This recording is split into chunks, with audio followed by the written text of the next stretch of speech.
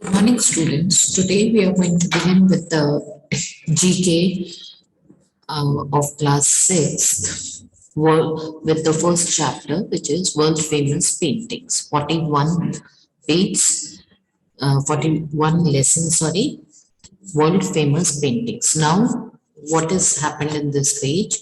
If you look at your book, there are two halves of the page, and at the first half, there are certain pictures given which are cut down haphazardly, and you have to match the pictures with the another page. Okay, so let us start with it and see. This is the first page, and this one is the second one, right? This one is the second one. So we have to match the first one with the second one, right? So let us begin. Now, see, this is first and what we are going to do is first का कहाँ पर इसका part है, तो first का part जो है वो F जो पार्ट है वहां पर है. Now where is F? F is this, Raphael. Okay, in the same way the second one and the second one का जो पार्ट है वो N पार्ट है.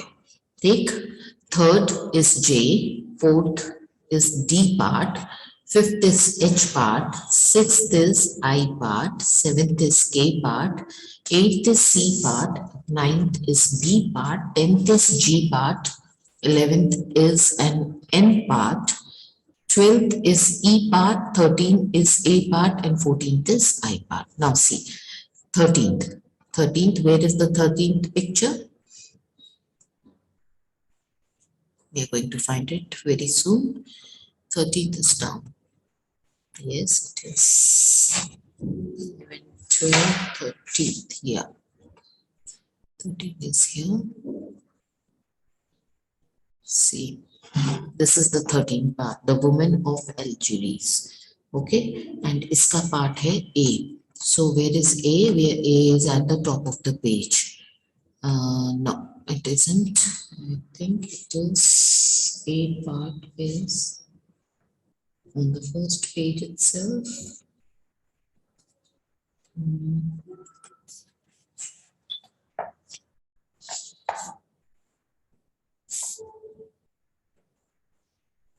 Yes, it is on the first page. It is this Euclid Delacroix. So this way you have to match the pictures. The pictures are torn into two halves, and we have to match the pictures by identifying where the which one is. Now, for example, 14th picture is down, and mountains and sea is the 14th picture, and इसका second part जो है वो देखिए यहीं पे दिया हुआ है, फ्रैंकलिन इंग्लैंड का यहीं पे दिया हुआ है. ठीक है, in the same way you have to match all the pictures with their correspondent second half, right? Now we are going to move to the martial arts in India. So martial arts in India is a very old, very ancient art which were played in our country. And Indian martial art referred to the fighting system of an Indian subcontinent. Martial art में क्या है कि आपको बहुत कम apparatus की आवश्यकता होती है और बहुत ही ताकत का खेल होता है. The oldest recorded unarmed fighting art is known as Malla Yuddha और कम्बैट रेसलिंग. सबसे ओल्डेस्ट अनआर्म्ड यानी कोई भी हथियार के बिना अनआर्म्ड फाइटिंग जो थी उसको मल्ल युद्ध या कॉम्बैट रेसलिंग कहते थे. It is divided into 4 forms predating Indo Aryan migration. 4 form में ये डिवाइडेड है. धनुर्विद्या, धनुर्विद्या आपको जैसे नाम से लग रहा है कि धनुष और बाण से आपने कई माइथोलॉजिकल सीरियल्स वगैरह में देखा होगा कि धनुष बाण से, जैसे रामायण या महाभारत में धनुष बाण से लड़ाई की जाती थी। A section was found in Vedas contain references to the martial arts. Veda में भी कई सेक्शन में मार्शल आर्ट्स का जिक्र है। Now, let us begin with the first form. Lathi is an ancient armed martial art of India. It is one of the world's oldest weapon used in martial art. It is a popular sport in many parts of the rural India.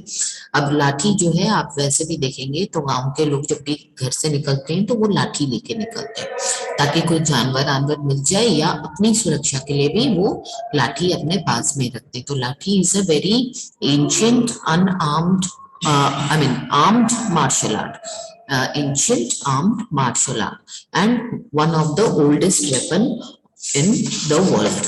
मुष्टि युद्ध, मुष्टि युद्ध में क्या है, again unarmoured है, इसमें कोई आपका हथियार नहीं लगता है। Art oldest martial art from the oldest city of India, Varanasi. Punches, kicks, यानी आप हाथ से मारते हैं, किक लगाते हैं, नी से मारते हैं, एल्बो से मारते हैं, and it is a complete art of physical and mental and spiritual development, right? Now other is gatka. Gatka कहाँ खेला जाता है? बेसिकली पंजाब में खेला जाता है, ठीक है। Gatka is a weapon based in Indian martial art created by the Sikh of Punjab.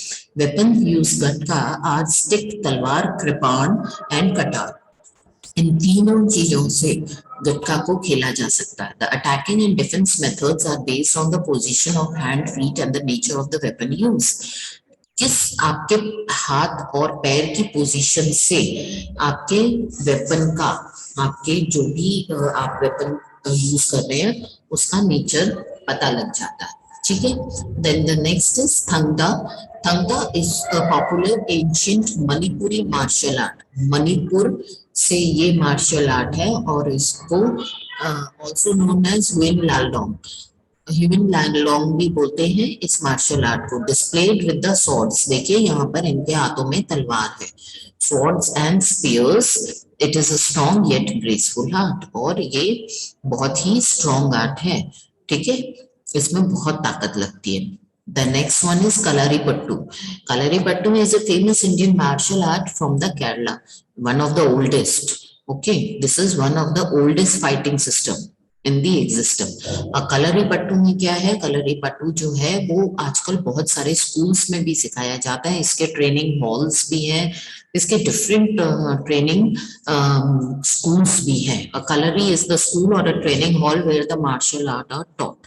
It includes strikes, kicks, and some weapon-based practices. Footwork and pattern is the most important in the Kalaripattu. Now, Kalaripattu में क्या है? आपके पास कोई हथियार हो भी सकता है और नहीं भी हो सकता है, दोनों ही कंडीशन होती है। बेसिकली आपके फुटवर्क पे बहुत ज्यादा ध्यान दिया जाता है। तमिलनाडु का नेक्स्ट आर्ट है सिलंबाम। सिलंबाम इज अ वेपन बेस्ड, इसमें वेपन की आवश्यकता होती है, हथियार की आवश्यकता होती है, ठीक है। Weapon based Indian martial art from Tamil Nadu. कहाँ का है ये? तमिलनाडु का है। A wide variety of weapons are used in Silambam, some of which are not found anywhere else in the world. जो हथियार ये लोग यूज कर रहे हैं वो कहीं दुनिया के किसी और कोने में भी नहीं मिलते हैं। It also uses animal movements. कैसे मूवमेंट्स को यूज करते हैं? स्नेक के मूवमेंट को, टाइगर के मूवमेंट को, ईगल के फॉर्म को यूज करते हैं। इनका भी फुटवर्क पैटर्न जो है वो बहुत ही इंपॉर्टेंट होता है। आप अभी तक जितने भी मार्शल आर्ट के टाइप पढ़ रहे हैं सब में footwork is the most important pattern which is taken into the consideration, right? So footwork pattern is the important one. See, footwork pattern play a key role here as well.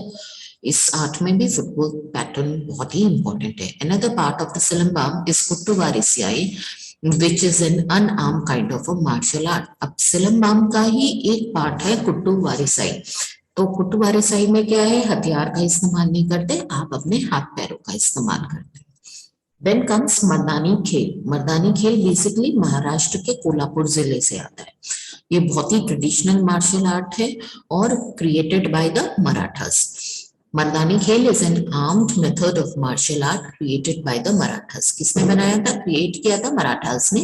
This traditional martial art of Maharashtra is practised in Kolhapur. Now see the picture, यहाँ पर Mardani Khel practice किया जा रहा है। Then Parikhanda is a style of a sword and the shield fighting from Bihar. Parikhanda जो है ये बिहार का आर्ट है और ये इसके लिए आपको तलवार और आपको शील्ड की आवश्यकता पड़ती है। ठीक है, शील्ड क्या होती है, वो गोल गोल सी होती है ना, जो तलवार के साथ पकड़ के फिर तलवार से लड़ाई की जाती है, that is known as shield. ठीक है, this art was created by Rajputs. Parikhanda steps and techniques are used in Chhau dance. Okay, martial art, especially the art of self-defense, actually originated first in India. Martial art और सबसे पहले जो self defense की art थी वो India में सबसे पहले ओरिजिनेट हुई, बनी थी। Buddhist monk and missionaries help spread it across Asia. Buddhist monk थे जो अपने धर्म का प्रचार प्रसार करते थे। बुद्धिस्ट मॉन्क मतलब बुद्धिस्ट सन्यासी जो थे, उन्होंने इसको पूरे एशिया में फैला दिया। Your next chapter is about Indian research stations in Antarctica. अब एंटार्क्टिका एक ऐसी जगह है जहाँ पर बहुत ज्यादा ठंड पड़ती है और पूरे 12 महीने जो है वो बर्फ से ढका रहता है, लेकिन वहां पे भी कई सारी रिसर्च की जाती है। साइंटिस्ट वहां पे जाके अपनी रिसर्च करते हैं। Under the environmental protocol of the Antarctic treaty in 1959, India has set up 3 research stations in Antarctica up till now. India ने 3 एंटार्क्टिका पे अपने रिसर्च स्टेशन बनाए हैं। फर्स्ट जो है वो है Dakshin Gangotri. Scientific research centre base station was established in Antarctica as a part of the 3rd Antarctic programme. तो इससे पहले 3rd एंटार्क्टिक प्रोग्राम का क्या मतलब है, इससे पहले भी हमारे साइंटिस्ट वहां पर काम कर रहे थे, लेकिन वो दूसरी कंट्री के रिसर्च सेंटर्स को, रिसर्च स्टेशंस को यूज कर रहे थे। ठीक है, पर हमने अपना, इंडिया ने अपना दक्षिण गंगोत्री बनाया 1983-84 में। It is located at the distance 2500 kilometres from the south pole. आपने ग्लोब देखा होगा तो ग्लोब में साउथ पोल और नॉर्थ पोल की पोजीशन को चेक करना। ठीक है, तो साउथ पोल से 2500 किलोमीटर्स दूर पर दक्षिण गंगोत्री का स्टेशन इंडिया ने बनाया है। In 1988, an ice-free rocky area on Shermarker Oasis was selected to build the second research center named Maitri. Schirmacher oasis वहां पर एक जगह है 1988 में, वहां पर हमने दूसरा अपना रिसर्च सेंटर बनाया, रिसर्च स्टेशन बनाया और उसका नाम रखा मैत्री। The building was erected on steel stilts and stood the test of time, conducting experiments in zoology, geography and medicine. तो इसमें किस तरीके की रिसर्च होती थी, जियोलॉजी की होती थी, ज्योग्राफी की रिसर्च होती थी और मेडिसिन की, यानी अलग अलग मेडिसिन पे काम करके देखा जाता था। ठीक है, और ये स्टील के चादरों से बना हुआ था।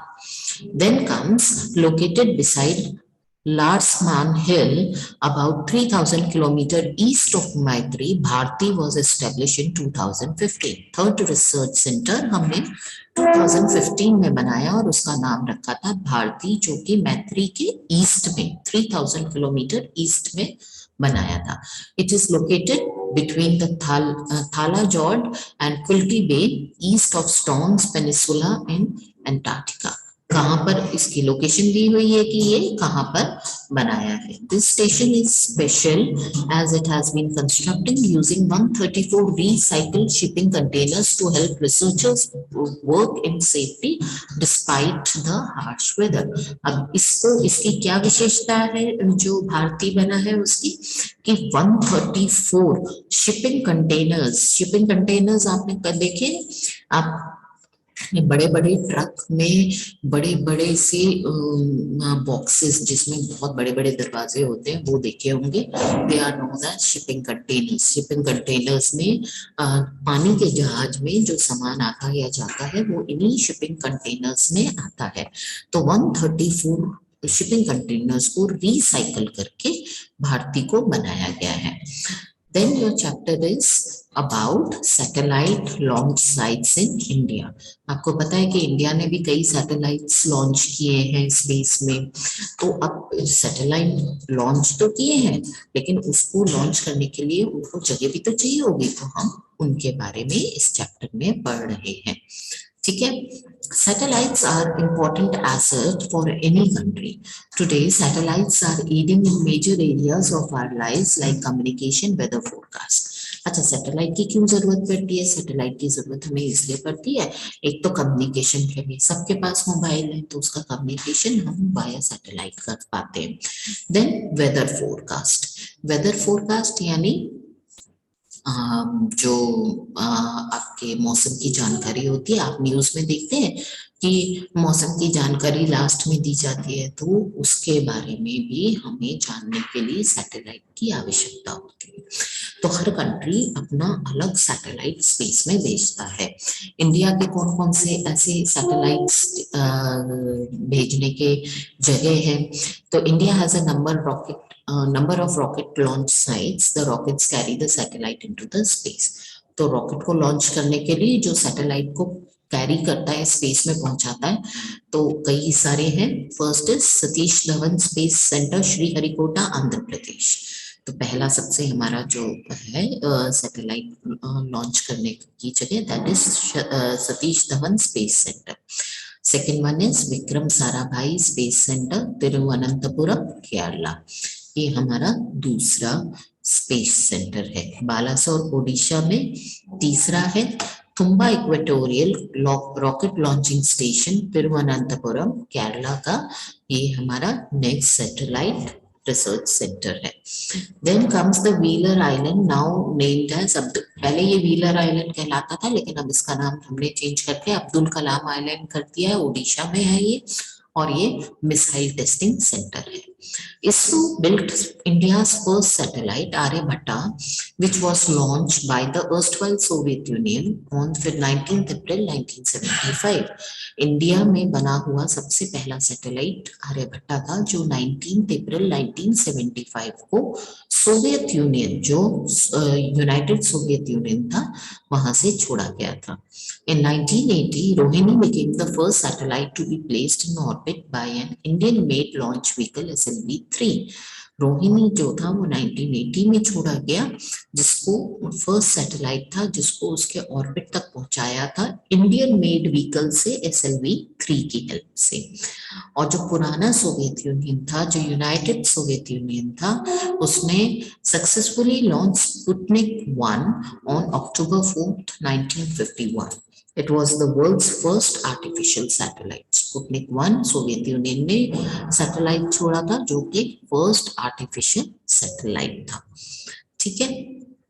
Now come and identify these people. They are the people who are basically the basic reason for the growth of the IT industry. They are associated with the IT industry. Now आपको पता करना है कि ये लोग कौन हैं। तो फाउंडर्स ऑफ एप्पल कंप्यूटर कौन है? They are the Steve Jobs and Steve Wozniak. ठीक है, founder of Apple Computer. Now, who is he? He is a founder of World Wide Web. Who is he? His name is Tim Berners-Lee. Tim Berners-Lee. And the founder of Google. Who are the founder of Google? Larry Page and Sergey Brin. Larry Page and Sergey Brin. Okay, now this is a very famous face who is the founder of Microsoft. Microsoft के founder कौन थे? Bill Gates. Again a very famous personality, very famous face, he is Mark Zuckerberg, who is the founder of Facebook and the founder of Twitter. Twitter के founder कौन है? Jack Dorsey. This is the man who is known as Jack Dorsey. And the founder of YouTube, जो आप सबसे ज्यादा use करते हैं, है ना, कौन है ये लोग? Chad Hurley, Steve Chen and Javed Karim.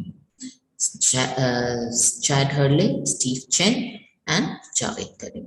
Right? Now, founder of Wikipedia. Wikipedia क्या चीज है? विकिपीडिया वो एक स्पेशल पेज है जिसके जो भी आपको ढूंढना है उसकी जानकारी आपको विकिपीडिया पे डेफिनेटली मिलने वाली है. He is the man who has founded the who has created the Wikipedia. जिसने विकिपीडिया को क्रिएट किया है, he is the founder member. His name is Jimmy Wales. Okay, now let's come to the medical specialist. वो doctors जो particular disease की का treatment करते हैं. जैसे अगर आपको आंखों में कुछ प्रॉब्लम है तो आपको आंखों के डॉक्टर के पास जाना पड़ता है, और हम आंखों के डॉक्टर को क्या कहते हैं? ऑप्थेल्मोलॉजिस्ट. क्या कहते हैं? ऑप्थेल्मोलॉजिस्ट.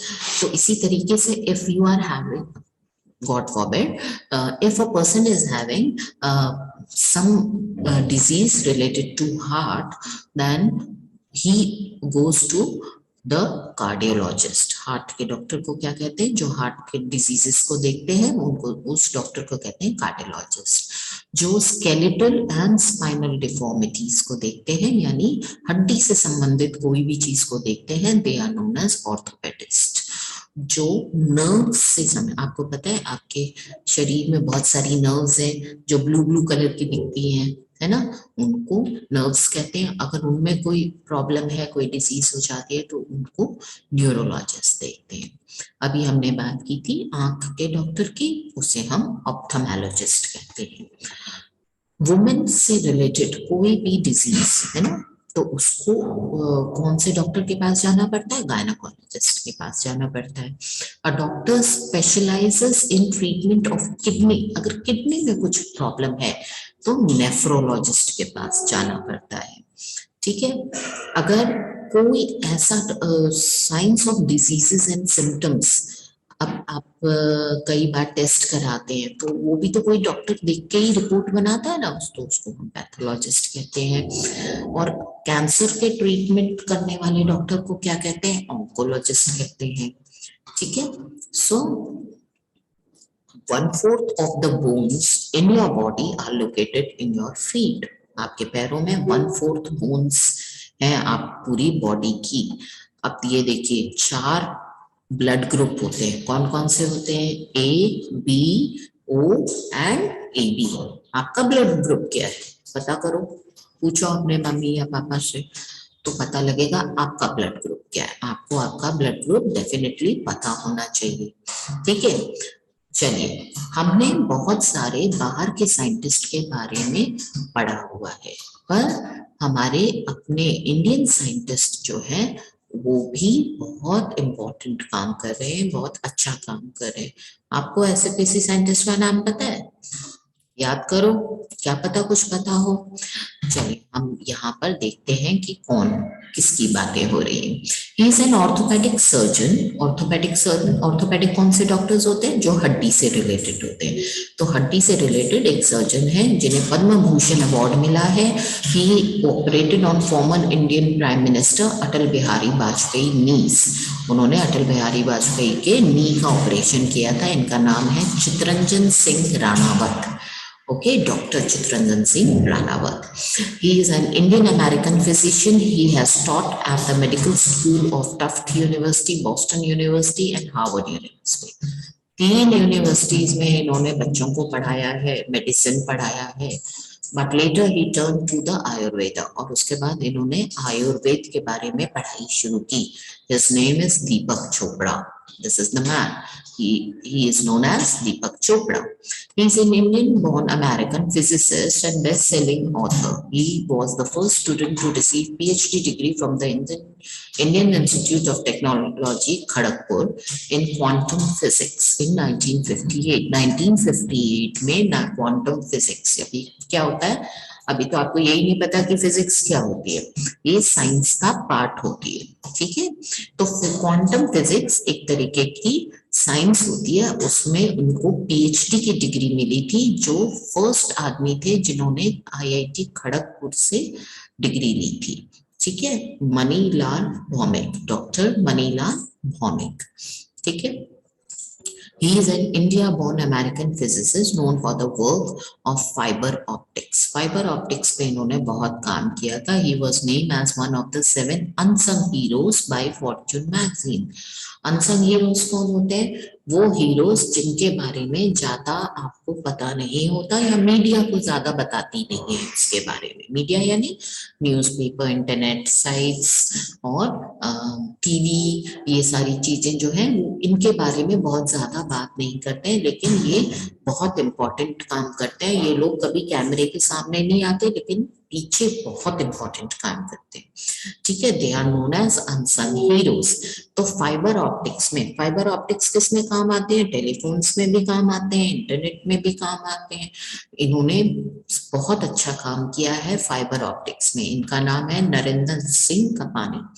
ठीक है, इनका नाम है नरेंद्र, देखो इनकी फोटो यहाँ पे दी हुई है, Narendra Singh Kapany.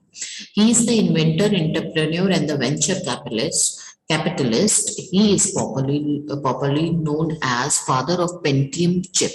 Father of Pentium chip कहा जाता है इनको.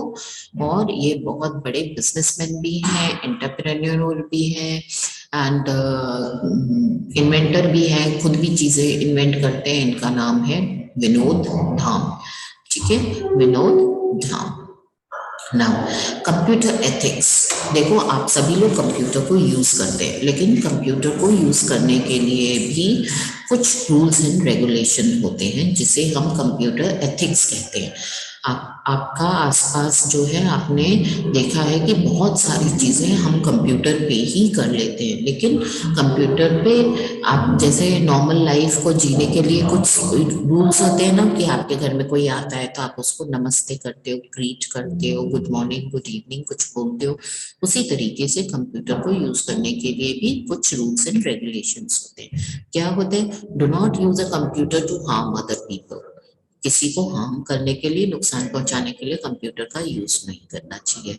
Do not interfere with other people's computer work. अगर कोई काम कर रहा है तो आपको उसमें इंटरफेरेंस, उसमें जाके दखल अंदाजी नहीं करनी चाहिए. Do not use computer to stealing तो वैसे भी नहीं करनी चाहिए, चोरी तो हमें वैसे भी नहीं करनी चाहिए, तो कंप्यूटर को तो बिल्कुल भी इस्तेमाल नहीं करना चाहिए स्टीलिंग के लिए.